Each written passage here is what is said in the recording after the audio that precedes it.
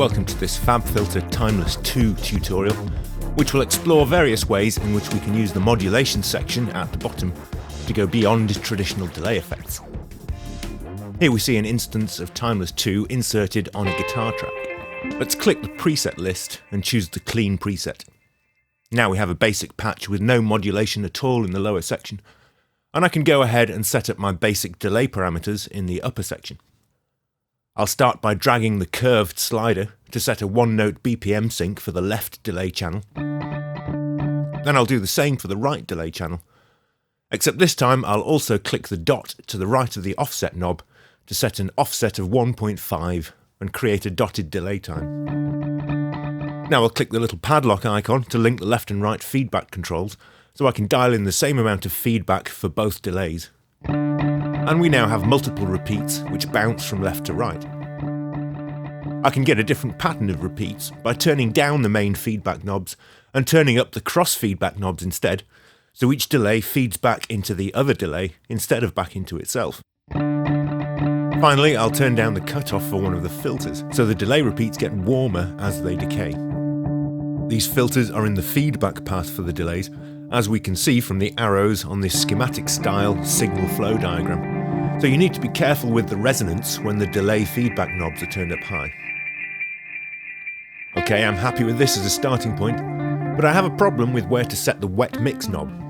If this is turned up loud enough to hear the delays clearly as they decay, it gets overwhelming while I'm actually playing. I'm therefore going to set up some ducking.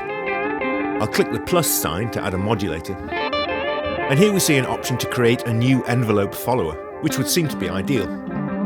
However, I don't want the delay levels to vary in proportion to my playing dynamics. I just want them to get out of the way while I'm playing and fade back in when I stop. So I'm going to create a new envelope generator instead, and link it to the wet mix knob with full modulation. Of course, I will also need to invert this modulation so that the wet level is turned down when the envelope is triggered. Envelope generators can be triggered by incoming MIDI data if switched to MIDI mode, in which case they act just like the envelopes in a synth. But in this case I want to trigger the envelope by incoming audio levels, so I'll switch back to the main input setting, and we see a threshold knob appear, which sets the audio level which will trigger the envelope. I want to set this nice and low so that anything I play triggers the envelope. And I'll also turn the sustain level up all the way, so the envelope remains at maximum until it reaches the release stage. And I can now adjust the envelope release time and the hold time to control how quickly the delays reappear when I stop playing.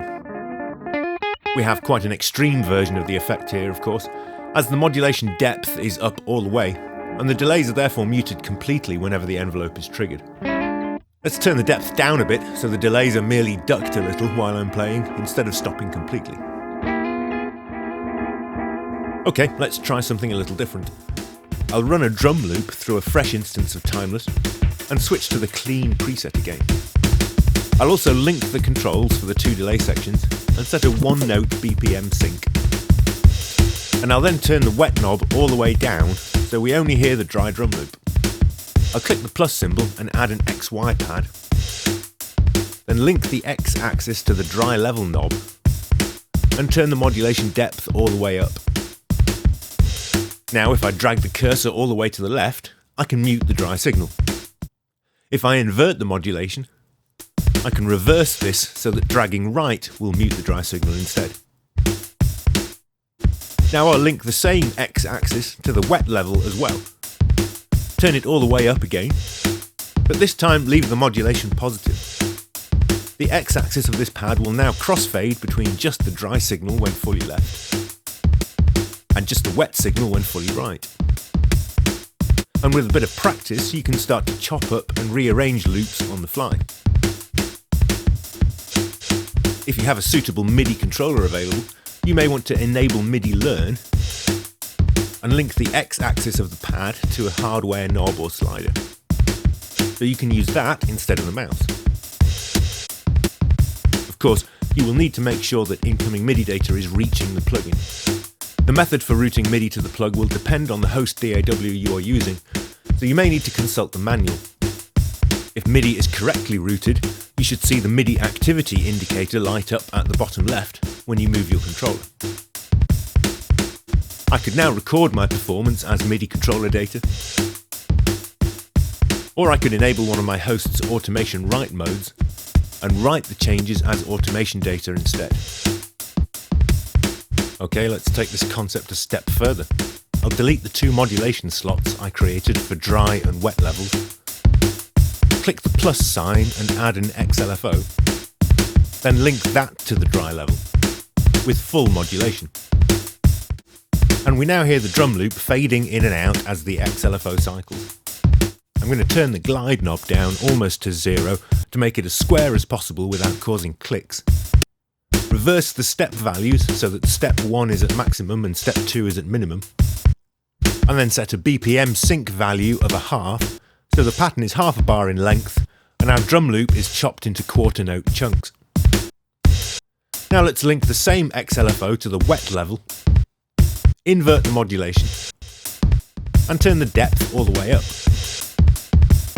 Now the gaps in the dry signal are being filled with delayed signal from earlier in the loop, and our loop is being chopped up automatically. I can create a wide range of different variations of the basic loop by changing the XLFO rate, or the beat division for the delay sync. And if I unlink the delay sections and set a different time for the two delays, I can create interesting panning effects.